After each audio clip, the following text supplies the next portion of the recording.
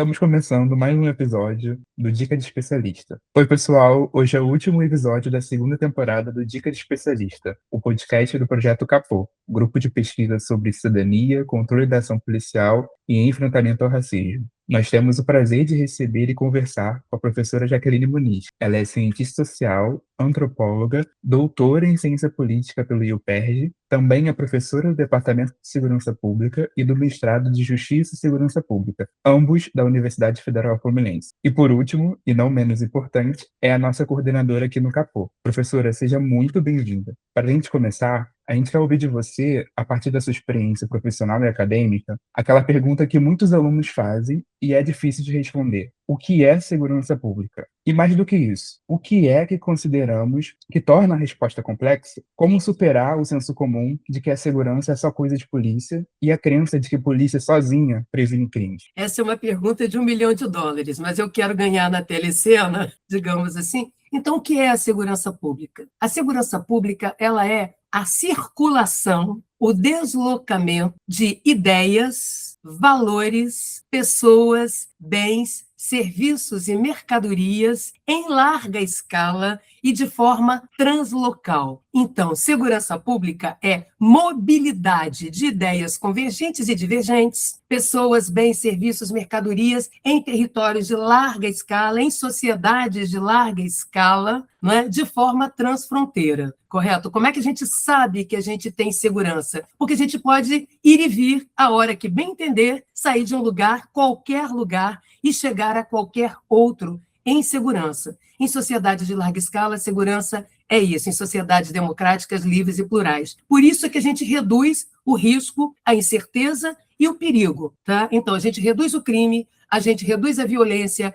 a gente reduz a incivilidade, a gente reduz a desordem para garantir mobilidade socioespacial em sociedade. Segurança distingue da proteção. Se eu estivesse num lugar com 40 pessoas, com 1.000 pessoas, 20.000 pessoas, né, eu poderia prover mecanismos particulares de proteção, né, em que uns estão mais protegidos e os outros menos protegidos ou inseguros, correto? Numa sociedade de larga escala, ninguém está parado, trancado em casa, as pessoas estão o tempo todo saindo para trabalhar, saindo para se divertir, voltando para casa, né, vivendo a vida, fazendo o seu corre, fazendo a sua correria, não é? Então, é exatamente por isso a segurança pública, ela é esse lugar dessa logística dos fluxos, das mobilidades espaciais e, olha bem, sociais. Mas são essas duas coisas que nos garantem, né, num lugar que tem 200 milhões de habitantes, ou mais que isso, né, que nós possamos ir e vir. Segurança pública é abundância de futuro. O que é segurança pública, então? Ela é o sambódromo, a infraestrutura por onde os direitos desfilam, não é? Então, quando a gente tem segurança, a gente ultrapassa o imediato do presente, a gente consegue ter rotina, previsibilidade, regularidade, o que quer dizer que a gente consegue sonhar. Né? Ao ter rotina, eu sei como é que vai ser a minha noite, eu posso imaginar como é que vai ser o meu amanhã, eu posso sonhar, eu posso ter futuro. Quanto menos futuro eu tenho e quanto menos eu posso sonhar com o meu futuro, imaginar o meu futuro, mais prisioneira do imediato eu estou, mais prisioneira do presentismo eu estou, mais exposta a risco, incerteza e perigo. Eu vivo no aqui e agora por daqui a pouco, né? Debaixo do tiro, porrada e bomba, com medo da bala achada, da bala perdida, com medo de ser vítima de um assalto violento na rua. Então, isso faz eu mudar o meu trajeto, faz eu não querer sair, faz eu desistir de encontrar com meus amigos, faz eu ter medo de sair da universidade ou da escola e voltar para casa. Isso vai alterando os meus projetos de vida, vai encolhendo meus sonhos. E mais que isso, vai impedindo, né, que nós possamos produzir, né, acumular e também, sobretudo, distribuir a riqueza por nós produzida. Então, a segurança pública é essa infraestrutura por onde os direitos desfilam. Por isso que eu digo que a segurança funciona como uma espécie de sambódromo, não é? É ela que garante. Para a gente poder, sabe, Rodrigo, comer a picanha, né, que está barateada, para ter acesso a uma cervejinha barata, a gente tem que estar vivo. Para que eu chegue ao posto de saúde que melhorou, o SUS que melhorou, né, para eu poder me vacinar, eu tenho que pelo menos chegar vivo. Né, para eu poder curtir um programa cultural, de um projeto, né, governamental de acesso à cultura para a juventude, por exemplo, eu tenho que estar viva. Então, eu tenho que estar viva para poder chegar no evento cultural, tomar cerveja barata, comer a picanha barata, passou mal, vou no SUS, né? Para tudo isso, eu tenho que estar, primeiro, viva, em condições de me deslocar, em condições de ser deslocada. Por isso, a segurança pública garante a previsibilidade. Sem previsibilidade, sem rotina, a gente vive no susto. O nosso tempo se encolhe. Não há o que sonhar, a gente só vive o imediato. E viver o imediato é viver uma reprodução sem horizonte. Então, a segurança é o horizonte de futuro, porque ela é que garante mobilidade de fluxos. Então, e o negócio da violência, Jaqueline? E o negócio do crime, Jaqueline? Então, a gente tem que reduzir o crime para garantir mobilidade, né, de mercadorias, pessoas, bens e serviços, para que nós tenhamos acesso ao que nós mesmos produzimos. Temos que reduzir as violências, temos que libertar territórios sob domínio armado? Sim, porque as pessoas não têm mobilidade. Ao não ter mobilidade, elas não podem exercer plenamente a sua cidadania, não podem ser plenamente consumidora da própria riqueza que produz. Tá? Então, segurança é isso. Quando a gente transforma a segurança, né, na redução da violência como um fim em si mesmo, a redução do crime como um fim em si mesmo, nós estamos assinando um papel em branco, uma procuração em aberto, né, que acaba sabotando as nossas próprias garantias individuais e coletivas e acaba sendo um trocar 6 por meia dúzia. Ou seja, um nadar, morrer na praia. Tá certo? Por quê? Porque aí vem o segundo ponto. A polícia, como uma agência reguladora e de controle social, ela é uma invenção da tradição liberal democrática. Tá? Para quem não sabe, é bom saber que a polícia foi o que nós conseguimos inventar lá atrás no mundo de cidadanias. Lá pelas tantas, a gente decidiu que tinha que ter direito social, direito político, direito civil, e isso é luta, né, ao longo de séculos, né? E que, portanto, somos iguais e livres. É no mundo de igualdade, de liberdade, portanto, no mundo da existência de um Estado liberal democrático, que a gente tem que pensar uma maneira de fazer valer as regras do jogo, de forma equivalente para todo mundo, e arrumar um fiscal do jogo. Digamos que a gente vai jogar um jogo de baralho, né? Nós temos que decidir se vai valer trinca de ais ou de 3, se vamos poder fazer, né, trinca de coringa, ou se só pode bater com a canastra limpa. Eu estou falando de um jogo absolutamente tradicional, né, que muita juventude, às vezes, não conhece, que é o jogar um buraco, né, carteado. Então, as regras têm que ser definidas. Eu não posso agora, no meio do jogo, decidir fazer uma trinca de 7, detonar com todo mundo. Então, as regras do jogo são construídas pela sociedade. Mas tem que ter alguns de nós que fiscalizem esse negócio e que dobre vontades. Para falar, ó, tem regras aqui para seguir. Quem é isso? Polícia. E por que polícia, então? Vem de polis. Polis é cidade, né? Então vem cidade, cidadania. Né? A cidade é um lugar sem fronteiras, né? É o lugar dos movimentos, é o lugar pós-muros, né? Com o fim das cidades muradas, porque agora tem cidadania, agora o sujeito é igual, o sujeito luta por igualdade, por liberdade, não é? Por garantias. Então é nesse mundo que a capangagem, né, sai de cena, é nesse mundo que os exércitos vão sair de cena na cidade para entrar uma ferramenta, né, que saiba fazer a dosagem, a sintonia fina, né, na interação entre os cidadãos, nos conflitos que nós experimentamos, desordens, incivilidades, violências e crimes, diante das regras do jogo definidas. Então, ele é o fiscal da regra do jogo. Tá? A polícia não inventa uma regra em si mesma. Tá? Ela cumpre regras que nós criamos. E quando ela começa a interpretar a regra por si própria, criando regras, ela perde o seu lugar de polícia. Ela vira um bando armado a mais, estrangeiro em seu território. Tem nome de polícia, mas já deixou de ser polícia, já miliciou e tal. Por isso é que, numa democracia, você faz 2 coisas para garantir que a polícia seja polícia e exerça policiamentos públicos e estatais. Blindagem da polícia,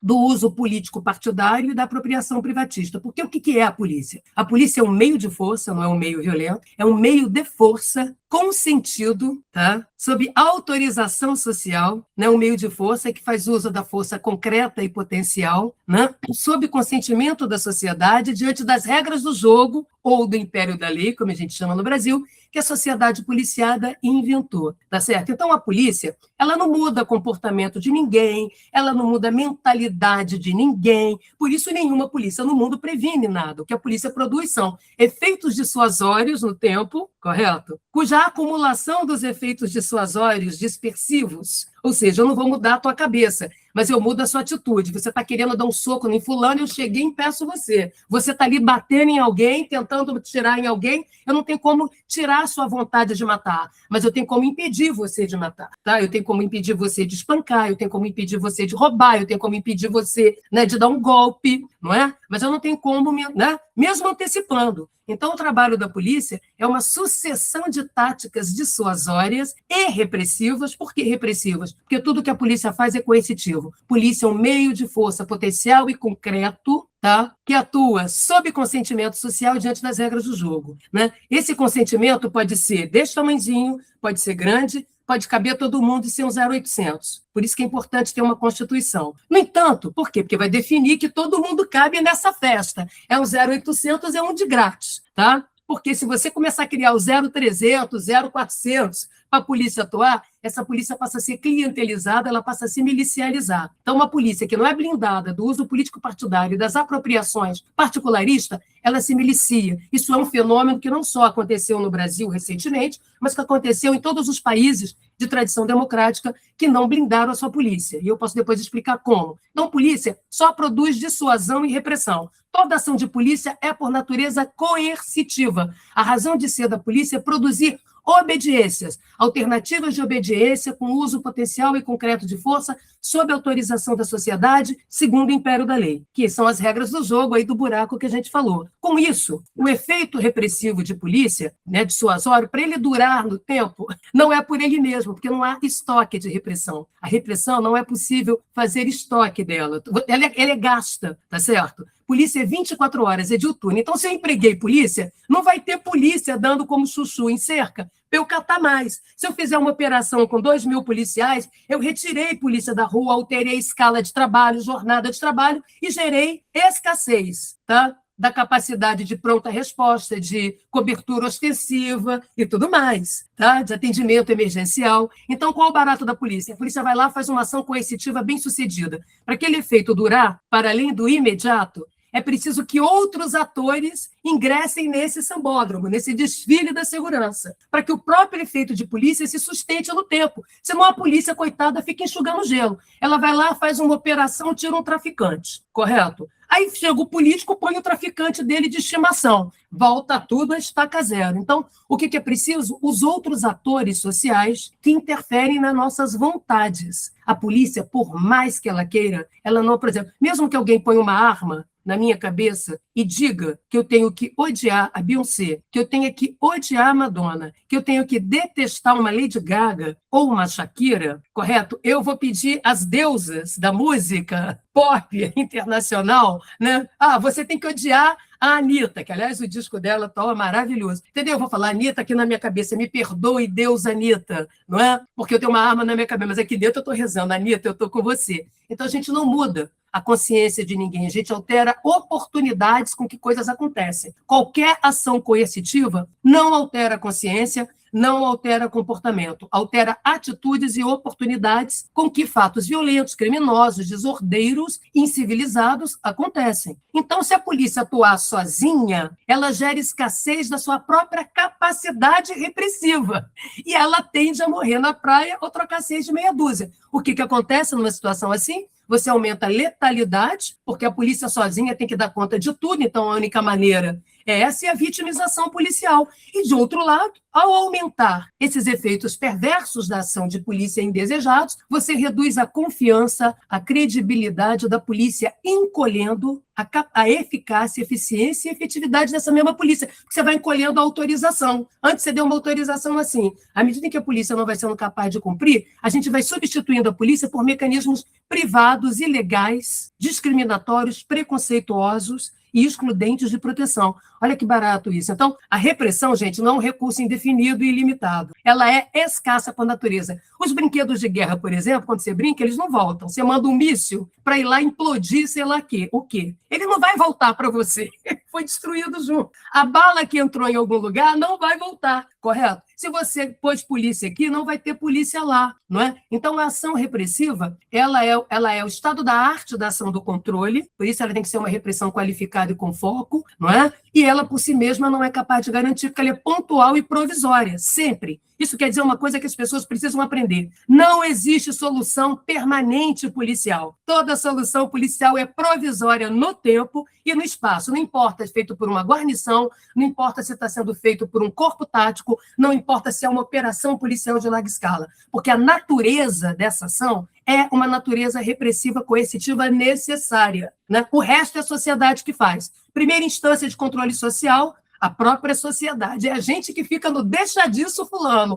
Peraí, eu vou chamar a polícia, hein? Olha lá, se você continuar com isso, eu chamo a polícia, ou eu chamo o CV, ou eu chamo o PCC, eu vou chamar um agente regulador, seja ele legal ou ilegal. Não vai rolar tu fazer o que você bem entende toda hora que você quer. Então, o deixa disso social, né? Deixa disso, que é a primeira dimensão de controle social é a sociedade. Onde quer que haja um policial atuando, certo ou errado, na encolha ou à luz do sol, tem um cidadão assistindo, na condição de parceiro, na condição de vítima, na condição de suspeito criminoso, na condição de observador. Não há nada que aconteça, que a polícia faça, que não esteja sob os nossos olhos. Tá? Então, quem mais controla a sociedade, ou pode administrar a sociedade nos seus conflitos, né, é a população. Também é ela quem media. Polícia nenhuma media conflito. Não existe mediação de conflito em polícia. A gente até pode usar essa palavra, mas isso não é a prática real. Por que não? Porque a polícia, o policial tem um poder a mais que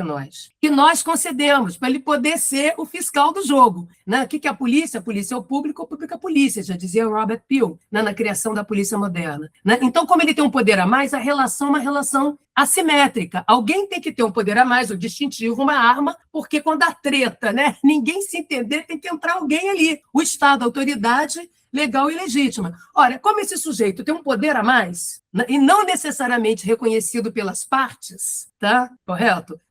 Ele não tem como mediar, porque não tem equivalência. A mediação pressupõe eu, o outro lado, e alguém que a gente escolheu, que é como nós, né, tem o mesmo poder com a gente, mas que tem um prestígio ali, né, um valor moral para poder nos orientar na nossa decisão, chegarmos a um acordo. Para não ser um acordo impositivo, tá? Toda a solução da polícia é impositiva, né? Quando ela previne acumuladamente, com a dissuasão, quando ela dissuade e tal. Então, a polícia administra tretas. A polícia administra o nosso barraco. Primeira dimensão, quem faz o barraco, quem cria a norma somos nós, quem sai por aí predando, não é? Atacando, praticando um feminicídio, assaltando, esculhambando o cidadão, sendo um racista transfóbico, não é? Correto? Um LGBTfóbico, um misógino, somos nós. Então, somos nós que temos que dar conta. E quanto mais a gente vai administrando nossos conflitos de maneira equivalente, mais aumenta a eficácia da polícia de validar aquele troço ali. Segunda dimensão, né, a infraestrutura social e urbana, quer dizer, os atores que conduzem e que administram a ordem pública. Então, a iluminação pública, o prestador de os serviços essenciais, os prestadores de serviços essenciais têm um papel decisivo na gestão da segurança urbana. Porque uma coisa é você andar numa rua esburacada, uma coisa é você andar numa rua sem luz, uma coisa é você andar num lugar que não tem rua, que não tem, né, que é só quebrada, sujeito, né, como a gente vê nos espaços populares, não é? Em que o cidadão não chega uma ambulância, tá certo? Não vai chegar os serviços essenciais, também não vai chegar a viatura da polícia. E se alguém se vitimar numa operação, seja um policial, seja um suposto criminoso, seja um cidadão, como é que a presteza do socorro não chega? É o próprio policial que desce no lombo com seu colega, é a população que cata o cadáver na esquina, no matagal e desce, é a população que sai correndo com a pessoa vitimada atrás de uma ambulância, não é mesmo? Então, veja como a infraestrutura, né, infraestrutura urbana, a urbanização, né, tudo isso impacta. Se você tem muito gargalo no trânsito, você está abrindo oportunidade para assaltos, não é? Então, a mobilidade, olha de novo a mobilidade espacial falando alto. Então, a infraestrutura garante que, inclusive, a polícia não fique presa no engarrafamento. Você está gritando, socorro, me salva a polícia, e a viatura da PM está parada no meio da muvucada, junto com um bando de carros, mota aquela confusão, entendeu? E ela liga o giroflex, para todo mundo sair da frente e demora. Então, veja que seja uma viatura, uma ambulância para chegar na emergência, seja a polícia, porque eles atuam na emergência. O que é atuar na emergência, gente? É aquilo que está acontecendo com a gente que a gente nem sabe direito, é algo que não pode se adiar, é algo que não... Medo não se adia, insegurança não se adia, é o aqui e agora que a polícia vai atuar, tá? Então, veja que para tudo isso ela tem que ter um cenário. Uma coisa é você fazer policiamento numa rua escura. Você vai gastar 2 vezes mais policiamento. Porque a ideia do uniforme da polícia ostensiva é ver e ser visto. Se você não é visto, está tudo no escuro, tem matagal, não tem rua. Então, você tem que pôr mais gente. No que você põe mais gente, você gera ainda mais escassez. Então, veja, a natureza do trabalho policial é escasso, porque ele é pronto empregado. É um dos poucos trabalhos, né, assim como o serviço de saúde, por isso ambos são de emergência, que operam 24 horas por dia e não param. Então, tem uma fantasia, a ideia de que a polícia sozinha dá conta de tudo, na verdade, é um discurso político que visa disputar, né, que certos setores corporativistas fazem, não é? Para exercer o lugar de governo sentar na cadeira do governante. Né? E se seu vigia é mais forte que você, ele senta na sua cadeira, te dá um golpe e governa em seu lugar. Se seu vigia vai ficando fraco demais, ele se milicia, se consorcia com crime na esquina. Então, veja que é bem diferente do que as pessoas pensam. Não é? Então, para eu ter uma boa polícia, uma polícia cada vez mais capaz, todo mundo tem que fazer a sua parte ali. E, evidentemente, não pôr na conta da polícia o que a polícia nunca vai entregar. Eu não posso esperar de uma fábrica de sabonete que produza carro. Eu não posso esperar que a polícia produza a prevenção,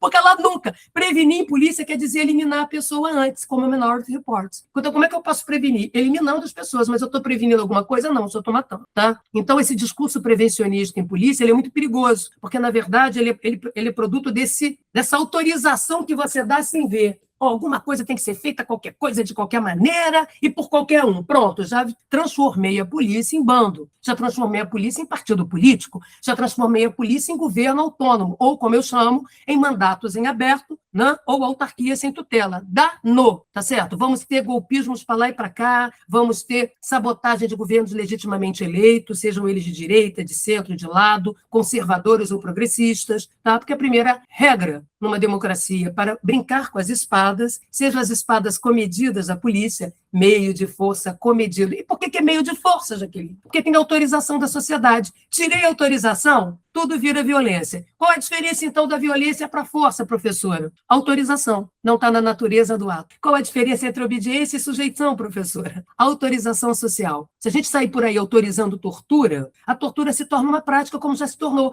Ah, mas está escrito em algum lugar, professora? As autorizações nem necessariamente precisam estar escritas. A Constituição pode dizer uma coisa e os grupos mais influentes, com mais poder de voto e veto, né, podem estar autorizando na surdina. É por isso que no Rio de Janeiro a gente tem territórios, não é? Onde o tiro, porrada e bomba e a baixaria não rolam, e tem favela, porque no Rio de Janeiro só existe um ou dois, vou me lembrar aqui, bairros que não tem favela no sentido estrito do termo, um deles é a UR, tá? O resto tudo tem uma favela próxima. Então, nós temos as favelas políticas aqui da Zona Sul, que não vai rolar baixaria, porque a gente precisa ir para lá e para cá, tá? Então, veja que, ao mesmo tempo que eu posso brincar de fazer guerra do outro lado, e o barato de fazer guerra não é porque a guerra existe em si mesma, é que ela aumenta a minha autorização.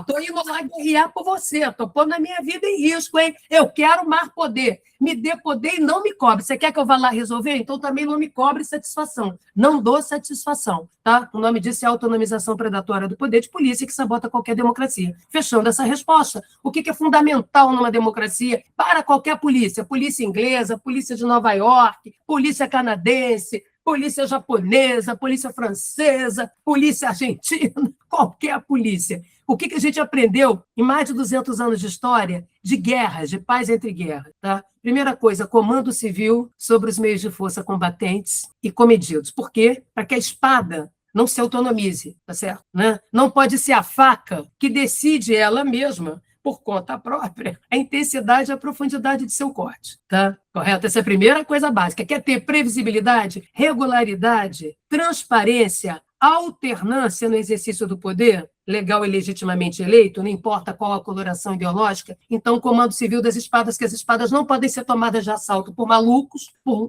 grupelhos corporativistas que vão, então, colocar essa espada de Highlander no nosso pescoço. Começa cortando o pescocinho do oponente e depois corta o nosso. É bom lembrar que espadas autonomizadas, esse é o que a gente aprendeu na história de mais de 200 anos, de paz e guerra. Cortam a língua do verbo da política. À direita, à esquerda, ao centro e ao lado, e rasga a letra da lei. Ponto! Aprendemos isso lá atrás com a teoria política. Tá. Segunda coisa, quebra do monopólio. Você não pode ter monopólio da espada em lugar nenhum. Tá? Porque senão ela se torna mais forte que qualquer governo eleito. Tá? Então, por isso que você não pode ter unitarismo policial, unificação, como se propõe aqui, que é na contramão da democracia. Quanto mais organizações policiais existir, pequenas, menores, territorializadas, melhor. Por isso que Estados Unidos, que fez uma guerra civil de verdade, tá? Né? Tem polícias nanicas, tem milhares de polícias. Um país federativo de larga escala igual ao Brasil. A única polícia grandinha, meio parrudinha, é a de Nova York. O resto tudo é polícia de 5 mil, 10 mil. A polícia de Minneapolis, que matou George Floyd, não tem nem 1.300 fulanos. São 3 batalhões a 2 batalhões da PM do Rio de Janeiro. Então, por que isso? Isso é um aprendizado histórico. Você não pode ter a espada. A espada autonomizada, ela senta na sua cadeira. Se a gente aprendeu com Maquiavel, tá certo? Então, que fique claro, né? Então, você tem que ter quebra do monopólio do poder de polícia, tá? Que é do Estado, é da sociedade administrada pelo Estado, e não pode estar na mão de um só. Tá? Então, o problema brasileiro não é ter várias polícias, entendeu? O problema é outro, é de governabilidade aqui, intencional, não é? Desconcentração no território, né? E controle civil. Então, essas coisas, essas lições o Brasil não fez, por isso que a gente vive aí, né, com as organizações sendo aparelhadas ideologicamente, os policiais, autonomizações predatórias. Dentro da mesma polícia, você tem a polícia do bem, combatendo o crime, e a polícia dos bens, né, sabotando o policial por dentro, barateando a vida da polícia. Pode ter certeza, quando você tem altas taxas de letalidade e vitimização, é porque você tem um aparelhamento político, você tem o Estado organizando o crime e usando a polícia como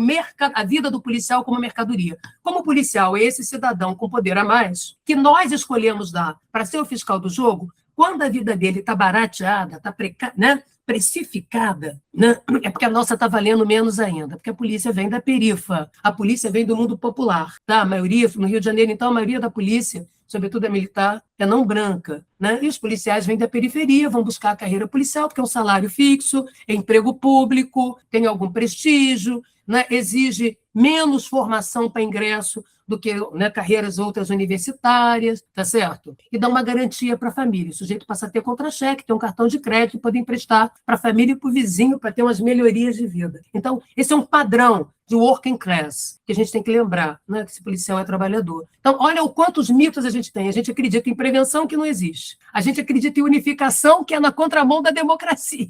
A gente acredita, né, em ciclo de polícia. Se polícia não é café, entendeu? Não é ciclo do ouro. Primeiro vem prevenção, depois dissuasão, depois repressão. Uma bobagem criminológica dos anos 50 que já foi reputada. Ou seja, foi refutada nos anos 60. Eu estou em 2026, tem 60 e tantos anos que a ciência já disse tudo isso que eu estou falando, não é? Então, esse é um discurso que eu chamo de cloroquinas da segurança, ou seja, fica vendendo remédio fake, né, para as pessoas, e o que vulnerabiliza a própria polícia, a própria cidadania, né, o próprio governo, põe todo mundo na pior, digamos assim, e a gente fica assistindo esses troços. Então, olha como mudou, não é? A Polícia Central ela é o maestro da orquestra? Sim, porque ela é que é capaz de dobrar a vontade no aqui e agora do seu medo. Né? Eu não posso fazer um seminário de Foucault, né? Vamos discutir o poder com alguém com uma arma na minha cabeça. Primeiro tem que vir alguém tirar a arma da minha cabeça e me garantir viva. Aí depois eu vou explicar, né, o poder pastoral do Foucault, porque eu estou viva. Tá? Então, polícia, assim como bombeiros, guarda municipal, vamos entender os meios de força. Guarda municipal, corpo de bombeiros, polícia militar, polícia civil, polícia penal, polícia federal, rodoviária federal, na polícia do parlamento, todas elas dobram vontades. Todas elas produzem obediência sob consentimento. Então, Rodrigo, a questão central é onde começa e termina o nosso consentimento. A gente está dando consentimento por escrito ou estamos dando de boca? Vai lá, fulano! Aí fulano mata 40. Quero saber quem é que vai tirar ele da cadeia depois.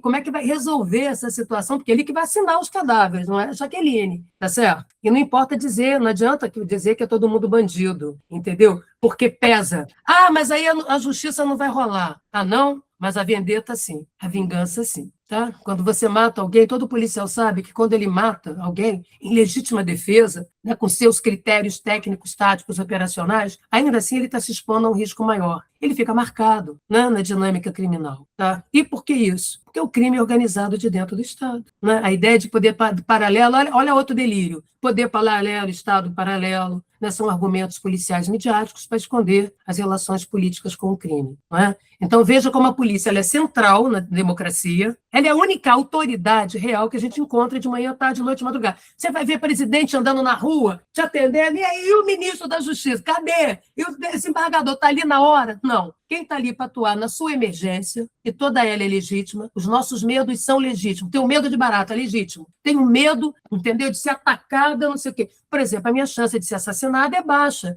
por ser mulher, pelo tipo de atividade que eu desenvolvo, né? Eu posso ser vítima, e tenho sido, de violência política de gênero, que pode levar, né, a um atentado, como em algum momento eu já sofri, tá? E ameaças, né? Mas por outras razões que não a do meu cotidiano, né, de trabalho. No entanto, eu tenho medo de ser vítima de uma bala achada, de uma bala perdida, me deslocando por aí. Eu tenho medo de levarem o meu celular e, junto com o meu celular, levarem a minha vida, não é? Eu tenho medo de ser parada quando eu estou indo dar minha aula na universidade no carro e levarem o carro e decidirem levar a Jaqueline junto, não é? Porque a minha vida, eu só tenho uma, não dá para comprar no crediário outra, não dá para substituir. Então, os medos das pessoas, independente de cor, classe, renda, gênero, orientação sexual, inscrição religiosa ou origem social, são legítimos. Nós precisamos compreender que os medos são... Não passar aí dizendo que o medo do sujeito é um medo abusivo, o sujeito está delirando, não. O medo é real, a insegurança é sentida como real, e por isso ela altera nossas práticas,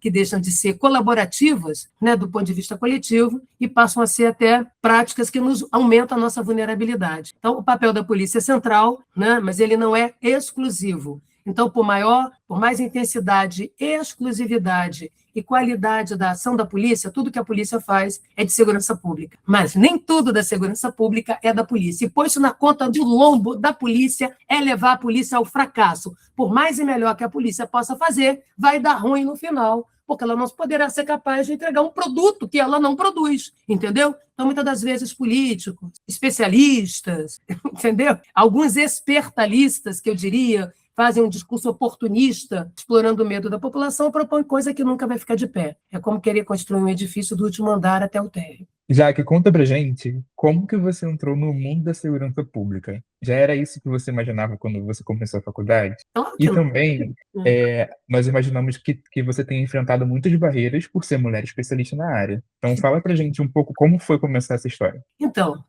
eu, na verdade, nunca pensei em estudar polícia, tá? Muito menos segurança pública. Né, o meu trabalho é pioneiro, né, em fazer trabalho de campo, ir para a rua com os policiais no Brasil inteiro, na América Latina, tirar a polícia, entrar em viatura, acompanhar operações como mulher. Né? Na verdade, eu não imaginava nada disso na minha vida. Né? A minha tese de mestrado era sobre sexualidade, cidade, antropologia e sociologia urbana, o que hoje a gente chamaria, né? Na época era o mercado gay, hoje mundo LGBT. Eu discutia questões de gênero, não é? E a minha relação era com a música, com a arte. Eu sempre tive uma banda, hora de MPB, que tocava em bar, chamado Queda de Braço, não é? Ao mesmo tempo que eu fazia faculdade, fazia duas, a de farmácia e das ciências sociais, na UF, uma na UFRJ e outra na UF. Eu também dava um jeito de trabalhar, tá? Trabalhava em banco, me virava, não é? Cantava em coral, era solista, sempre tive uma relação muito forte com a arte, com a música, não é? Sempre toquei, cantei, essa coisa toda, compunha, participava de festival, era essa a minha vida. Não, eu ia ser cantora, né? Artista, que eu acho que eu sigo sendo, como pelo menos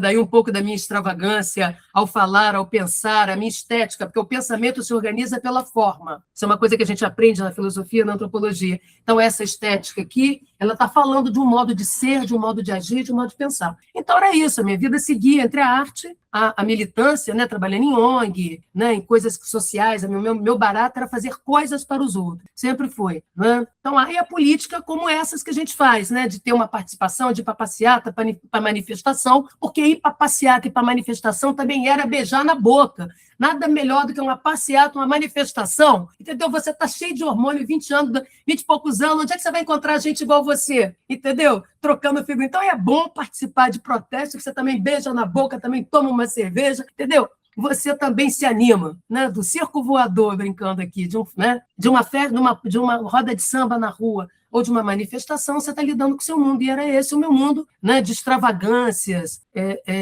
artísticas, intelectuais. Né? Lá pelas tantas, eu vou como todo mundo, catar uma bolsa, né? Catar um serviço, ser camelô intelectual, né? A pessoa está estudando, precisa de bolsa. Naquela época não tinha tanta fartura de bolsa, Fernando Henrique, entendeu? Era um miserê danado, né? Na pesquisa, um miserê danado, no concurso, não tinha concurso para professor, entendeu?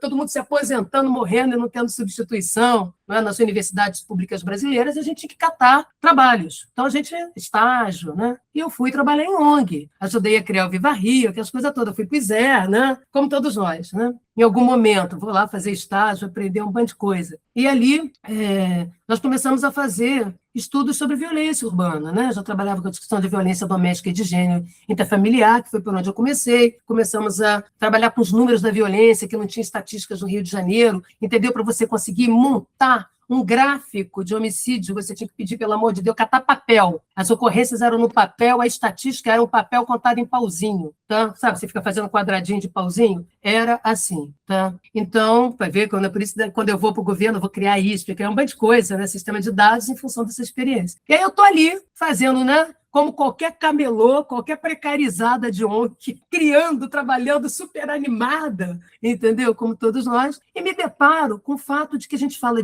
da cidade, da violência contra a mulher, violência contra a criança e adolescente, entendeu? As questões do universo popular, né? E aí tem um ator que ninguém estudava, que ninguém sabia dizer, né? Ó, gente, ali o Tobias, que ele fica participando dos programas todos de televisão e de filme. Ninguém sabia falar, a polícia. A gente falava da polícia na abstração. A polícia tem que fazer isso, porque e era a polícia. A gente não conseguia saber o policial concreto. Falei, gente, vem cá, a gente estuda um monte de coisa, né? Sobre a dinâmica da cidade, sobre a gestão da ordem urbana. E o ator principal aqui, que a gente fala o tempo todo, está errado, está certo, tem que fazer isso, tem que fazer aquilo, ninguém conhece. E aí eu resolvi procurar ver a produção científica de polícia no país, era pífia, né? Cabia assim nessa mesa aqui, né? Nesse pedacinho aqui, eu já tinha lido tudo que tinha ali que prestasse, né?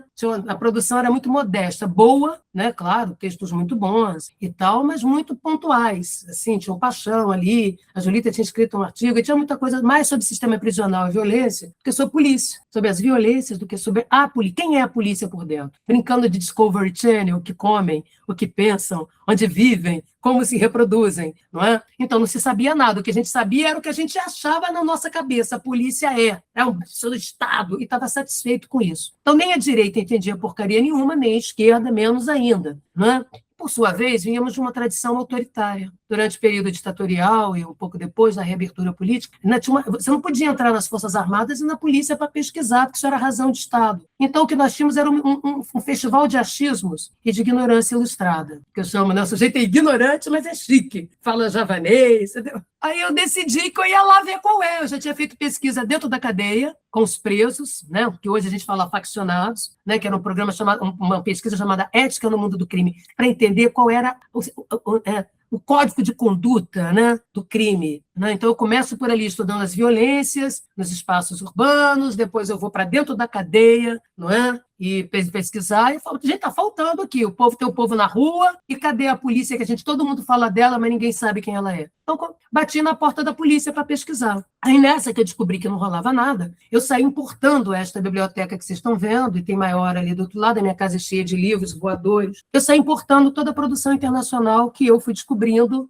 lendo li um autor puxava o outro. Eu vi que eu entrei no programa de pós-graduação, no meu doutorado, e nos doutorados Brasil afora, vi que não tinha literatura na biblioteca de polícia. Mas, gente, como é que eu vou estudar? Você nem livro, cadê a produção científica internacional? Não tinha. Nem na USP, era minúscula. Por isso eu ajudei a criar a coleção Polícia e Sociedade, né? Com a Fundação FOR, não é? Recomendei isso. Inclusive, parte daquela literatura que está ali sai da bibliografia da minha tese de doutorado. Falei, gente, aí eu comecei a importar. Eu cantava muito em bar, tocava, sempre continuei tocando e cantando, ganhava um caraminguá a mais, fazia esses bicos de pesquisa e fui montando a minha biblioteca. Como é que eu vou estudar se não tem, tá? A ciência é sem fronteiras. E no que eu ia, então, adquirindo esses livros, tipo Amazon.com, eu consegui um cartão de crédito, miserê, porque eu não tinha salário, eu era bolsista precarizada, entendeu? Né? Fazia um bando de bico, transcrevia a fita, hoje que a gente nem precisa, porque a gente mete um aplicativo, né? Fazia essas coisas todas para ganhar um troco a mais e conseguir pôr de pé a minha pesquisa de tese, né? De doutorado sobre a polícia. Então, eu fui na polícia, bati na porta, né? A polícia minimamente me conhecia, alguns. Falei, vim aqui para conhecer vocês, estudar, quero entender a cabeça de vocês, o lado de vocês. E comecei a ajudá-los em muitas atividades internas, tanto na PM como na civil, organização de dados,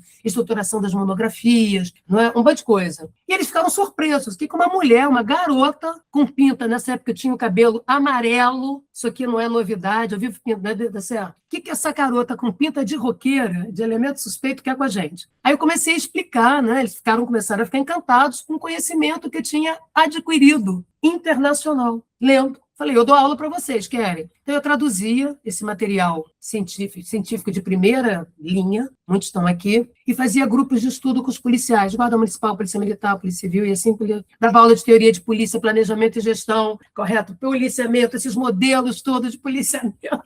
E os caras adoravam, comecei a ser chamada no Brasil inteiro. E aí, a minha pesquisa, eu consegui fazer, porque a polícia me convidava para dar aula, tá?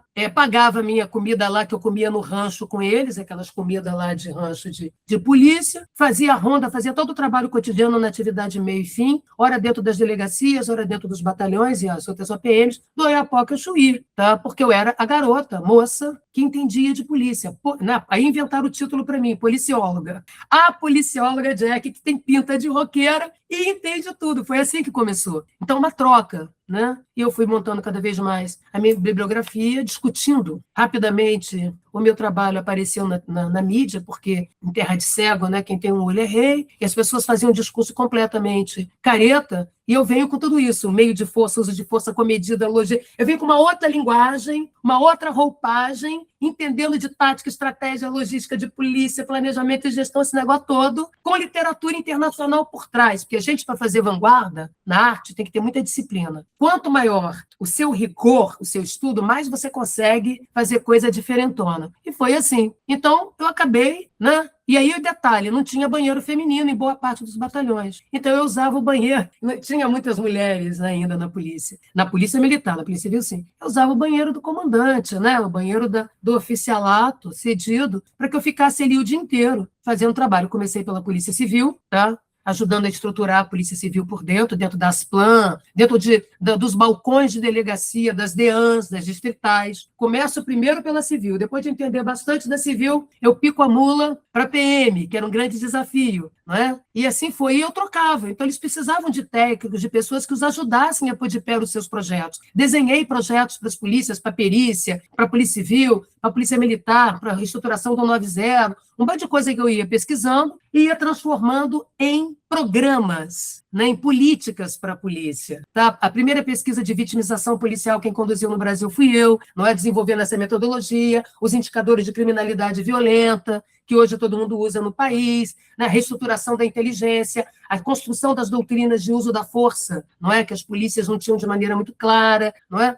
Então, esse bando de coisa, né, iam acontecendo. E, é claro, eu sendo mulher, tinha um lado interessante que os policiais não se sentiam ameaçados por mim dentro de uma viatura, ou na medição do músculo. Por outro lado, tinha uma surpresa, um preconceito, mais até do mundo social e acadêmico do que da polícia. Tá? Olha que interessante. Então, muitas das vezes, eu era apelidada de Rainha do Camburão, Kate Marrone, que era uma série lá de uma policial, ou seja, era como se eu não fosse uma cientista social, uma socióloga, uma antropóloga, uma cientista política, né? Era como se eu fosse uma entendedora. Sabe aquela pessoa que entende? Não é engenheira, mas vai ali e fura a tua parede? Entendeu? É um entendedor, não é nem um técnico. E me chamar, não chama a Jaqueline que ela entende de polícia. Quando você diz isso, você está dizendo que eu não sou uma doutora naquilo. Tá? Você está dizendo que, inclusive, a polícia não merece ser estudada. Não é? Que eu, inclusive, é o principal ator de uma democracia. Todo mundo sabe disso. A ciência política, a ciência social inteira. Durkheim criou a sociologia estudando controle social. Marx estudando conflito e controle de conflito. Se as pessoas esqueceram, né, o lugar do exercício do poder que está na fundação das disciplinas das ciências humanas, as pessoas são alienadas, faltaram essa aula. Eu não tenho culpa delas faltarem a aula. Entendeu? Eu não falto aula, eu raramente falto a minha aula. Seja dando aula, né, faltava mais, faltava pouco, mas quando eu estava na universidade eu não precisava faltar muito, porque meus shows começavam às 9h30 da noite nas Biroscas em Niterói, e aqui no Rio, então o povo ia assistir depois da aula junto comigo. Tá? Então foi isso, tinha uma discriminação. O objeto, vamos chamar assim, o sujeito de estudo, a polícia, era objeto de discriminação. Sendo assim, quem estudava a polícia era poluído, contaminado, na teoria do contágio social, por aquele assunto. Então, não tinha, né? Como pode essa garota, né, extravagante, com esse cabelo amarelo dela, branco, entendeu? Com esses óculos extravagantes, peitar todo mundo na TV? Porque eu saía derrubando os argumentos. Não, isso não fica de pé por causa disso, porque em Nova York a reforma não foi assim. Isso que você está dizendo não existe em país federativo nenhum, entendeu? De larga escala. Não existe na Índia, não existe no oceano. E dava exemplo. Não, isso que você está dizendo não fica de pé. Como, por exemplo, a questão da unificação, a desmilitarização, né? Essas cloroquinas vendidas no Brasil há mais de 40 anos e que não ficam de pé porque não tem um diagnóstico. Primeiro, é uma conclusão sem diagnóstico. A conclusão vem antes do diagnóstico. Então, a linguagem mudou. Comecei a falar o uso da força, né? Linguagens, né, de uma realidade entendida por dentro, né, com os critérios antropológicos, sociológicos. E isso, obviamente, tinha preconceito. Né? As pessoas falam, eu vou querer essa professora onde? Então, ao mesmo tempo que eu fui ganhando visibilidade institucional, vinda das polícias, vinda de setores do terceiro setor, do universo popular, né, que via no meu trabalho uma lógica que é estudo, pesquiso, transformo em política pública e implemento, correto? Então, isso também é uma coisa um pouco, ainda um pouco de novidade, é um pouco original, no sentido de que a maior parte das pessoas estudam, elas não estão obrigadas a terem que propor nada. E quem propõe não está obrigado a implementar. A Jaqueline, ela é uma cientista, entendeu? Formuladora e implantadora de política pública, né? Como gestora. Né? E muitas coisas que estão aí que as pessoas brincam são com brinquedos que eu ajudei a desenhar, e eu digo isso e posso fazer uma lista aqui, infinita deles, Brasil afora, né? A começar pelo Rio de Janeiro e Brasília, né? Em âmbito nacional. Então, isso tinha uma diferença, isso também causava muito incômodo, porque é um mundo masculino, um mundo machista, né? A academia também é masculinista, muitas das vezes não é machista explicitamente, mas é masculinista. Imagina, eu nova, com 20 e poucos anos, derrubando um bando de argumentos de vacas sagradas, né? Das ciências humanas, sendo mulher, e tendo o respaldo dos policiais, que eles diziam, ela quando fala mal da gente, fala mal direito, porque ela sabe o que ela está dizendo, por isso incomoda tanto. Por isso as minhas falas, até hoje, elas são diferentes. Eu não estou ali para ficar cortando o pulso diante da próxima tragédia. Já é uma tragédia, a tragédia já se deu. Né? Tanto que eu escrevi um texto diante da próxima chacina, e depois escrevi de novo diante da próxima chacina. Lá atrás, dizendo, não, vai ter de novo, vai ter de novo, vai ter de novo, porque aqui é só um corta-pulso, tarja preta. Nós temos que mudar a pergunta, né? Porque mudando a pergunta, a realidade vai responder de outra maneira. Eu não tenho que ir lá dar supapo na realidade, questionar ninguém, entendeu? A realidade é soberana. O que a gente tem que fazer é mudar a nossa agenda de pergunta. E é isso que eu aprendi com Foucault, com os pais fundadores. A gente mudou a pergunta, mudou o óculos, né? À toa que eu adoro ter pilhas de óculos, de lente azul, laranja, para enxergar a realidade de várias maneiras, né? E entender que o meu trabalho, a ciência envelhece. Tá? Eu acho bom quando as pessoas criticam o que eu faço, eu adoro. Quando as pessoas tentam me refutar, eu acho ótimo. Porque quando alguém refuta um argumento meu, uma parte, né, das minhas teorias, elas estão tornando a minha teoria mais científica. Eu não sou tudóloga. Então, quando alguém fala, já que esse teu troço aqui é bom, mas não explica esse cafezinho aqui. Ó. Eu falo, maravilha, acabou de dar maior rigor, maior delimitação, quer dizer que eu tenho que estudar para tentar entender esse cafezinho. Entendeu? Então, eu mesma me refuto. Acabo de escrever um texto, submeto ele, né, a um MMA, tá? A um ringue interno. Pronto, aí eu vi que tem uma sobra. Falei, que sobrou isso. Isso aqui eu não expliquei. Está na hora de eu estudar, pesquisar para escrever outro troço. Tá? Então, o barato da gente refutar o trabalho de um colega ou de questionar, seja um cidadão comum, seja um outro pesquisador, né, um político, enfim, um formador de opinião, é que isso nos permite compreender o alcance explicativo dos nossos argumentos e a demonstrabilidade deles. Então, para mim, não adianta eu dizer, não gosto do que você fala, professora, problema teu. Isso não é modismo, meu amor. É o seguinte, tu não gostou? Maravilha, joga na lata do lixo, põe outra coisa no lugar. Ou você tem que pôr uma outra teoria, não vem com preguiça intelectual para cima de mim, não, entendeu? Ou tu tem que me dar um dado, né? Uma demonstração de realidade que questione isso que eu estou dizendo para eu aprimorar, que esse é o meu papel. Por isso, tudo que a gente produz tem prazo de validade, né? No sentido que a gente está sempre estudando, pesquisando sistematicamente para poder entregar para a sociedade. Então, esse foi o meu barato. O que tinha de comum? Você sabe o que eu queria ser, Rodrigo? Eu queria ser ou cantora, né, que eu acho que eu sigo sendo, né, cantora, artista, e ficar cantando para lá e para cá, passei minha vida cantando, tem mais tempo de música, né, de cantar e tocar com meu pai desde pequenininha, do que de coisa, né? Tá aí, ó, vocês estão vendo um bandolim aqui que é do meu pai, lá no meu quarto tem vários violões, né, sempre compus, toquei e tal, não sei o quê. Hoje menos, porque a vida acadêmica e a visibilidade, né? E eu ganhei visibilidade muito cedo, porque eu tinha um discurso diferente e consistente. E eu fui muito bem recebida pelos antigos, né? Então, alguns colegas que hoje não estão aqui, né, dos quais eu sinto muita falta, né, que poderiam ser meus avós ou pais acadêmicos, né, mas que eu fui colocada ali no patamar deles, né, para um bate-papo de igual para igual, né, sendo que muitos deles até foram meus professores. Eu gostaria de citar alguns, não todos, né, porque eu não vou conseguir lembrar.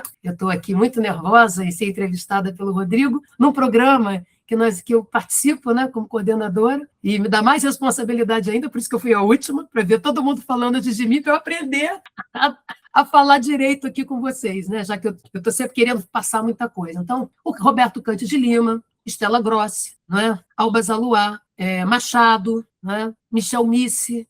Então, para algumas dessas pessoas, eu escrevi textos longos, renovando as teorias, né? Para o Michel Misse, eu escrevi um texto que vai ser publicado agora, que é Teses Progressistas Equivocadas de Segurança Pública e Engenharia do Desgoverno, 40 páginas de um ensaio, retomando o que Michel fez nos anos 90. Ele escreveu lá um artigo chamado 5 teses, ou 4 teses, né, de violência, né, que ele refutou. Então, eu retomei esse movimento em homenagem a ele, assim como escrevi, junto com a professora Fátima Sequeto, Andréia, né, Soares e tal, no nosso projeto do Capô, o texto sobre a, né, construção da vítima inocente, né, está publicado num livro em homenagem ao Cante de Lima. Então, essas pessoas que tinham lá 15, 20 anos de carreira antes de mim, não é? Elas me recepcionaram muito bem, viram em mim um talento, né? Eu não preciso ter vergonha disso, viram em mim alguém que estava ali com um negócio pioneiro, fazendo um troço diferente, não é? Investindo nisso, inclusive porque eu sabia, Rodrigo, que eu estava fazendo um trabalho sério e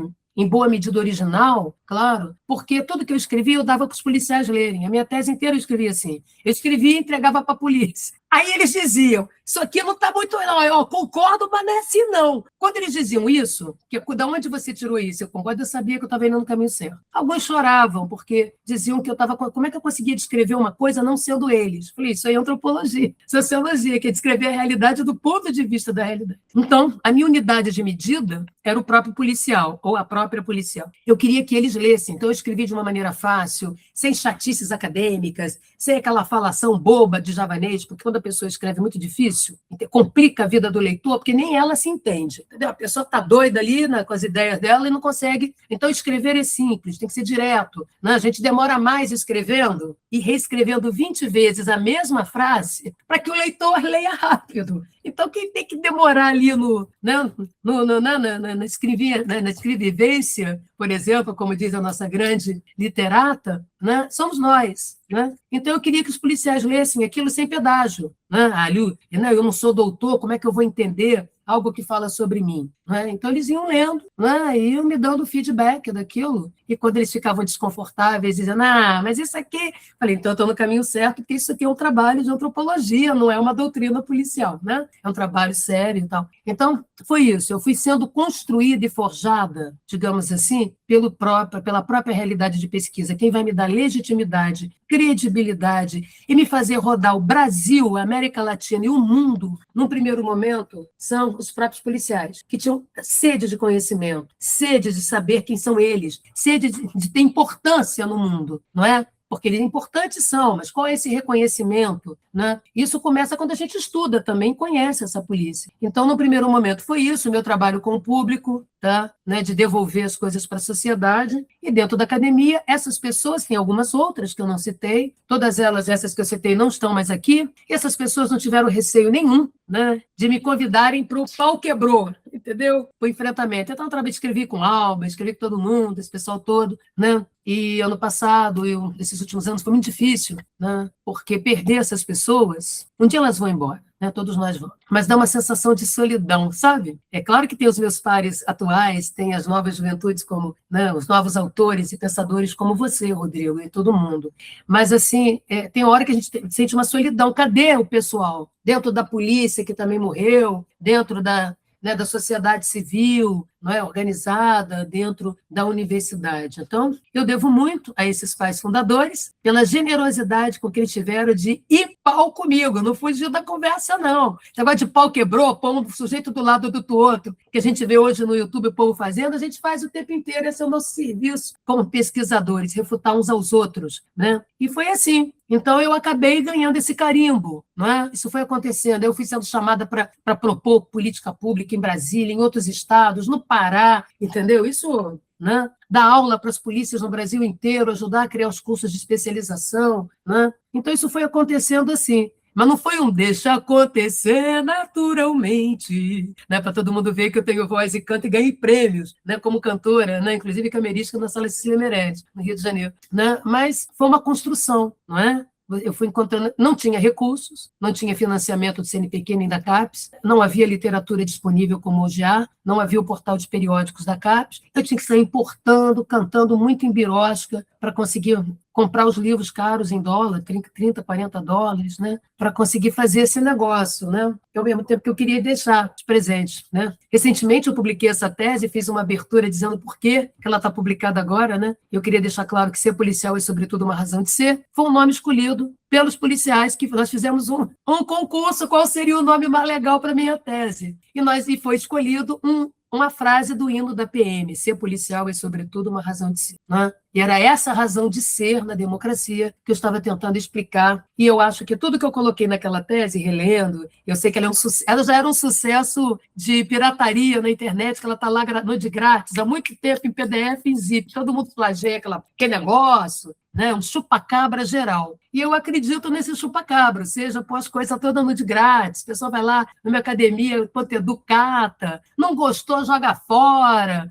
entendeu? Né? Gostou, usa, não é? A ideia é essa, não é? E assim foi. Então, eu fui sendo associada a isso dentro e fora do país. Né? Rodei muito, dei conferências no mundo inteiro. Não é? E detalhe, sei falar bem inglês. Né? Hoje, evidentemente, eu falo muito mais do que antes. Hoje eu leio muito melhor, já lia. Não é? Mas as pessoas não estavam querendo nem saber se eu falava ou não falava inglês. Entendeu?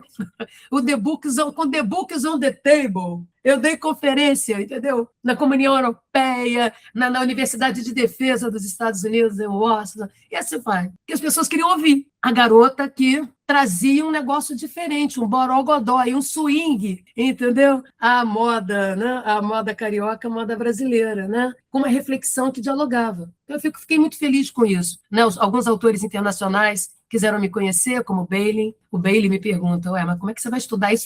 Você ficou mais tempo fazendo pesquisa de polícia, né, com trabalho de campo, do que eu. E tal, o Shearing, né, na Venezuela, que então começa a querer usar as minhas matrizes, tem uma troca. Foi bem legal, aqueles velhinhos todos. Mandei uma carta para o Bitzner, quando ele ainda era vivo, ele se surpreendeu. Como assim você leu o meu trabalho e conhece? Eu falei, não só conheço, como também já refutei aqui, já escrevi. Não, um negócio aqui um pouco maior que ele gostou, estava vivo ainda, né? Ele era um sobrevivente do Holocausto, né? E assim foi, entendeu? E aí eu fui ganhando esse lugar, né? E pronto, mas eu estudava outra coisa, cadeia, sexualidade, gênero, não é? E tudo mais que as outras pessoas estudavam, né? E foi isso, entendeu? Poderia ter sido outra coisa, se eu tivesse virado outra esquina. Alguém me convidou, né? Tá certo? Alguém me convidou para nada, e foi assim, fui sendo convidada, e nesse sentido eu agradeço muito aos policiais do Brasil inteiro, né? A sociedade civil organizada, né? As lideranças comunitárias dos espaços populares e do asfalto, porque eram elas que me chamavam, tá? Para reuniões de conselho, da palestra para ajudar a criar conselho comunitário. Né? E aí eu lá para o Rio Grande do Sul, no Cafundó, andei de aviãozinho da Brigada Militar o estado inteiro conhecendo, com um aviãozinho daquele teco-teco, que é de dar medo, com os policiais, explicando tudo, viatura, entrando em caveirão, usando aquela blindagem Robocop no corpo, para ver o peso daquele negócio. Né? Fui para a Academia de Agulhas Negras a convite para poder aprender os teatros de guerra, né? Como é que é a capacitação, aprendizado de tiro em stand, tudo isso. E fui também fazer um pós-doc com o Domício, meu grande parceiro também, na engenharia de produção, para entender de armamento, quer dizer, entender no sentido de entender, para poder entender o que os policiais dizem, a língua deles, a língua da segurança pública, do cotidiano, a língua da cadeia. Então, a gente tem que entender, mapear, né? Correto? Isso me faz policial? Não. Né? correto? Não me deem uma arma. Eu não sei tomar decisões em 30 segundos, que faz a polícia ter superioridade de método com uma pedra contra um fuzil abandonado a meio do caminho, né? Correto? Que as pessoas andaram me transformando em meme. Que bom que transformaram isso em meme. 20 segundos, quando eu estava explicando para a população, com exemplos claros, que a polícia tem superioridade de método. A polícia não é bando. A polícia é uma burocracia armada, não é? Com tática, estratégia, logística, não é? E um policial, ele demora no máximo 30 segundos para tomar uma decisão e usar o seu armamento. Em cenários irregulares, sem 360 graus de visada de tiro, né? Quebradas para lá e para cá, se você não ter 360 graus, daí você não ter eixos de aproximação claros, que são territorialidades acidentalizadas, não é? Com ruelas, becos quebradas, né? Isso é um policial. A gente medra. Epa, peraí, faço isso ou aquilo? No que você faz? Pensei, faço isso e aquilo, já deu mais de 30 segundos, já bateu 1 minuto, já deu ruim. Então, o policial, ele combina análise logística, análise tática, análise estratégica e política e moral. Pô, se eu fizesse agir mais do que podia, né, do que podia e devia agir menos. Tudo isso em 30 segundos, correto? O outro lado não. E aí, o outro lado tem como remuniciar? Como é que você corre em quebrada com um fuzil pesado e você não tem padrão tático de tiro? Então, a pistola do policial é superior, sim. Tá? E mais, não há, né, como você remuniciar em tempo real. No que tu parou para remuniciar e por um acaso você vê as pessoas correndo com uma quantidade de munição junto delas. Eu cansei de dizer, ao meio do caminho vão ser largado um bando de fuzil, que são os docinhos que você larga para você conseguir fugir.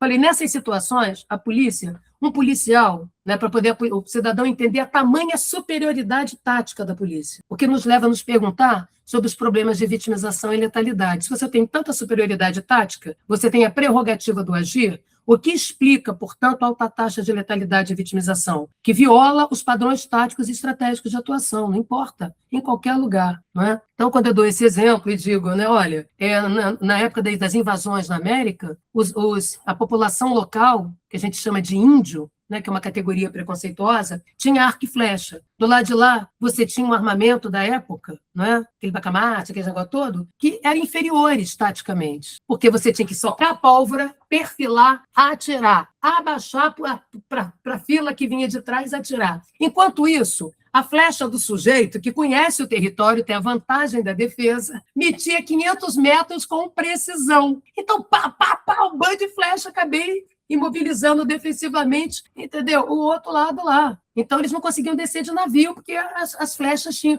Percebe? Se você olhar para uma flecha e colocar uma arma com pólvora, você pensa, é superior à arma com pólvora. A flecha vai ser inferior. Os cenários táticos são distintos, meu bem. Quando a gente vai estudar logística e tática, nós temos que ver a gramática de meios. Por isso, então, para a população entender, eu falo, olha, explicando isso para a polícia ali, o que vai acontecer? Em algum momento vão ficar sem munição, vão sair correndo, não conseguem assestar o fuzil, que é pesado, não tem padrão tático de tiro, não tem visada de tiro, não conseguem decidir em menos de 1 minuto, para não poder colocar 30 segundos, logo, entendeu? Eles vão atirar para fazer cortina de fumaça para os donos do morro ir embora. Por quê? Porque no Rio de Janeiro não tem rendição. Se você tentar recuar, né, os seus parceiros atiram em você, porque você tem que, né? O dono do morro e sua equipe VIP tem que picar a mula do morro, tá? Você tem que ir para cima da polícia, sabendo você que vai se dar mal. Então você atira, vai acabar a munição, porque ninguém carrega munição, eles não são caracol nem mula, você não vê essa gente com munição, tá? E como é que vai trocar cartucho, remuniciar fuzil? Nem aqui, nem na China. Então o sujeito vai largar a meio do caminho, e eu falei, um policial até com estilingue, assim, fazendo assim que ele tem mira, ele derruba o sujeito que cai tropeçando, para mostrar a superioridade logística e tática da polícia. Por que é preciso a gente entender de estratégia tática logística? Para a gente não sair comprando, né, gato por lebre, não sair fazendo bobagem. Aí resolveram, claro, que tinham que me transformar num meme, eu sou um bom meme, né? No sentido de que rompo com os padrões de pensamento, com os padrões estéticos, exatamente para usar do meu corpo, da minha fala, do meu conhecimento, como espaço de ruptura, de compreensão da realidade e de entrega para a sociedade, na qual se incluem os policiais. Quando eu vou dizer, então não se justifica o policial perder perna, o outro não sei o quê, isso não tem menor cabimento, isso não fica de pé. em qualquer dinâmica tática, feridos são superiores a mortos. Não foi o caso. E ali você tinha uma razão de 20 policiais para 1. Né? Então, veja como, ali que eu estou falando daquele cenário tático que aconteceu. Né? No caso daquela operação né, que matou muita gente no Alemão. Né? Então, é possível olhar e ver os padrões táticos, ver a progressão no terreno, ver o terreno, a acidentalidade do terreno, e ver como tudo isso impacta a ação de polícia, que é a condição de entendimento. Quando a gente não presta atenção nisso, tem uma hora que a gente fica ali só no chororô. É claro que chorar e ter empatia é fundamental, não é? Mas nós temos que dar um passo adiante, pôr a pergunta no lugar certo, não é? E quando a gente põe a pergunta no lugar certo, cria desconforto em todo mundo, porque todo mundo meio assim, sabe aquela pergunta que o sujeito não espera e não quer? Então, o meu trabalho é esse, é desmontar os argumentos aí caducos, cuja verdade se dá por repetição. Na segurança pública, ela é muito moralizada, porque ela lida com a vida, com a liberdade, com a igualdade, com coisas que não se podem adiar. Então, elas são muito. A discussão da segurança pública é atravessada por moralidades, por juízos morais. E esses juízos são razão de cor, de classe, de renda. Cada um está na sua razão, correto? Razões desiguais de cor, de classe, de renda, de gênero, orientação sexual e assim mais. O que transforma a segurança pública em proteção particularizada desigual, não é? Então, nesse mundo, né, há um tipo de produção da verdade que é uma verdade viciada de partida. Como é que se dá? Como é que tem sido o debate da segurança e o tipo de verdade que se produz? É uma verdade por repetição. A gente começa a repetir bala de borracha, igual aquele esquete do Porta dos Fundos, aí todo mundo fica, né? Então, a mesma coisa, unificação, fim da PM. Pergunta, quem propôs a unificação de polícias no Brasil foi as polícias militares na Comissão Afonso Arinos. A pessoa tem que escolher, ou ela vai defender o lobby da PM, ou ela quer o fim da PM. Não pode ser as duas coisas, porque é meio doido. Você tem que saber de onde o galo, não pode ouvir o galo cantar e sair reproduzindo. Primeiro que unificação, eu quero saber qual é o modelo de gestão, por exemplo, e de controle do uso da força de uma organização de 100 mil pessoas. Já viram como é na Índia e no México? Já viram como funciona na China? Né? Que você pode ter uma polícia com 600 mil pessoas ou mais? Tá? Então tem desenhos para isso, não é assim. O que nós sabemos de aprendizado é que não podemos ter polícias unitárias em território, porque elas ficam governos mais fortes que os governos eleitos. Portanto, né, se você quer juntar PM com civil, você vai ter que municipalizar, você vai ter que metropolinizar, não existe essa palavra, né? Criar polícias metropolitanas, regionais, para que você quebre, para que você possa ter governabilidade sobre meios de força. Ah, não pensa isso, não. Então a pergunta é, por que desde a Comissão Afonso Arinos até hoje, 1980 e poucos, até hoje, as pessoas reproduzem um bobajol de 40 anos, né, que é um engano bobo, né? Percebe? Desmilitarização, maravilha. Para resolver o quê? Nenhum problema. Eu posso pegar aqui alguns livros sobre como foram a militarização de polícias na Europa, remilitarização nos Estados Unidos, após o 11 de setembro, por exemplo, o atentado do 11 de setembro. É para quê? Para solucionar o quê com a desmilitarização? Ah, para conter letalidade, vitimização e corrupção. Aí tem vontade de rir. Aí eu realmente tenho que falar, você faltou a aula, teoria do Estado, funcionamento de governo e de organizações, burocracias armadas. Por quê? Porque a origem das polícias militares na América Latina inteira é a origem da gendarmerie francesa, tá? Que eu saiba, aquela polícia não sai matando o cidadão, nem os carabinieri da Itália. Como eu digo, isso quer dizer o seguinte, o modelo militar oculta o processo decisório da polícia, possibilitando o uso abusivo do poder de polícia, por excesso de verticalização. O modelo civil que nós temos produz o mesmo efeito, por excesso de horizontalização e autonomização das delegacias como células emancipadas da capacidade de governabilidade de comando. Tanto o excesso de verticalização como o excesso de horizontalização comprometem a governabilidade dos meios de força, que tem por natureza, como potencial, a autonomização, porque eles tomam decisão em tempo real. Toda a polícia precisa de uma grande latitude de autonomização para poder fazer o seu trabalho. É como o médico do PS. Ele não pode ficar esperando decisão de dono de hospital. Ele tem que agir na hora que o paciente chega ali, senão morreu. Mesma coisa a polícia, lida com emergência. Não é? No entanto, esses dois modelos brasileiros, eles são problemáticos, mas não porque são separados, e sim porque não tem governabilidade, dispositivos de governança. Se não tem, isso é administrativo, porque não se quer ter, porque se usa a polícia contra ela mesma e contra os outros. Tá? Então, aqui, manter mandatos policiais em aberto, que é o grande problema, que gera ingovernabilidade e alimenta golpismos, por isso que a gente tem síndrome de golpe o tempo inteiro, e o Brasil viveu vários golpes, né? porque você não controla as espadas, não é? Então, a proposta é desmilitarizar, é para dar mais cidadania ao sujeito, para ter mais controle ou para ter mais controle? Para ter mais controle não mudou nada, meu amor, porque você não controlou o estado da arte da polícia, que é o uso potencial e concreto de força e discricionariedade policial. Essas duas coisas é o que permitem a ação concreta na rua. O resto é o resto, né? Então, veja, mas de onde tiraram isso? Tiraram isso de lobbies da Constituição de 88. Quem estava lá na comissão, né, que cuidou da segurança pública? Né? Vários políticos que estão aí e que, evidentemente, defendem, né, a fantasiosa guerra contra o crime. Né? Então, você tem que saber de onde saiu. Então, mas por que isso é repetido?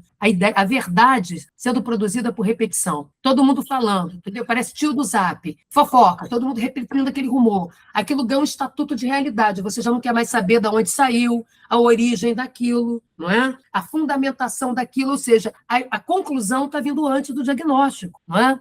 Então não pode desmilitarizar, professora? Claro que pode, se as pessoas quiserem, pode. A pergunta é por que até hoje não aconteceu e não vai acontecer, né? Correto? Não tem problema. Agora, não é para resolver isso que vocês querem. Quer controlar a letalidade? Quer controlar a vitimização, corrupção? Ou seja, quer controlar o uso do poder de polícia, não é? O uso potencial e concreto de força? Não é por aí. Então como é que controla? Tem um conjunto de coisas ao alcance das nossas mãos que a gente pode fazer agora, que já fizemos, e que impacta a DPF 635, considerada a DPF da favela, a qual eu tive a honra de ser amiga Scuri, para desenhar pareceres, que me dirige diretamente ao ministro Fachin, né? Mostrando que não se pode pôr onça dentro do quintal e engordar a onça. Você vai e mete uma onça no quintal e engorda a onça. Um dia ela come o bracinho de alguém, sabe? Porque ela é como o leão de Madagascar, né? Eu dou aula assim, para quem sabe, as minhas aulas são com exemplos artísticos e estéticos. Para quem não lembra do filme, do desenho animado do Madagascar, Madagascar 1, né? Tá todo mundo chato, entediado no zoológico de Nova York. Aí eles não sei, cada que aqueles bichos todos resolvem voltar para as origens, lá conhecer a África, de onde eles vieram. Né? Aí, quando eles estão livres, eles começam a voltar à sua natureza. Né? E aí o leão de Madagascar, o leão, não é brincando que eu brinco, né? O leão, ele começa a olhar para os amiguinhos, para a zebra, aquele povo todo, e vê picanha. Você via pernil, assim, a desenho. Porra, como é que eu posso comer meu próprio amigo? Aí ele teve uma crise identitária. Ele é um leão de zoológico celebrity, porque ele era o popstar. Ou ele vai voltar para a natureza e ser o leão dos outros leões, né? Entendeu? Então, isso é para mostrar que, né, a gente não pode sair por aí pondo onça para tomar conta de quintal, porque a onça pode ser boazinha e cuidada, o guepardo, por quem o cuidou, pelo cuidador, entendeu? Acontece que segurança não vai ficar trancado no quintal. Como é que eu sei que é segurança? Está todo mundo na rua. Eu quero sair meia-noite de casa, sou mulher, vou sair. Vou para a roda de samba, tomar minha cerveja, ficar até de manhã e voltar para casa. Sim, entendeu? Onde é a minha casa? No Alemão. Eu tenho que poder rodar o Alemão inteiro. Eu tenho que poder ir na festa de aniversário da minha amiguinha de escola, de faculdade, que não mora no Alemão, que mora em outra comunidade. Eu quero ir sim para baile funk. Qual o problema? Circulando, e circular é a produção da segurança. Por isso é que quando os espaços públicos são ocupados, tá, com festas, shows, né, como o da Shakira e outros, né, e com as milhares de rodas de samba e espetáculos que acontecem no Rio e na região metropolitana, a sociedade toma as ruas para si. Então, aumenta o grau de segurança. Você vai ter pequenos crimes de oportunidade, né, e o policiamento se torna mais razoável de fazer. Então, veja que, né, a história do trabalho, de eu mexer com esses temas, eu fui convidada eu vi aí, não tem nada falando sobre isso aqui, deixa eu ir lá ver o que é. Né? E daí eu fui sendo construída pela demanda das polícias e dos policiais, a quais eu agradeço no meu trabalho, e muito do meu trabalho foi desenhando essas ferramentas que estão aí e ficam de pé. Quem quiser usar, usa. Quer métrica de desempenho para operação policial? Pois é, foi desenhado para as polícias da América Latina, está escrito em espanhol e português. Quer discutir accountability? Está lá, já foi desenhado. Quer discutir governança? Está lá, foi desenhado. Quer discutir discricionariedade? Está lá, desenhado. Quer discutir operação policial? Está lá, escrito. Entendeu? Eu fico muito satisfeita de ter antecipado agendas, questões e perguntas, porque esse é o meu papel. Pô, pergunta, entendeu? A resposta à realidade é sempre melhor que eu. Nós, pesquisadores intelectuais, mudamos a pergunta de lugar e fica todo mundo no bate-boca, uau, dali vai sair alguma coisa boa.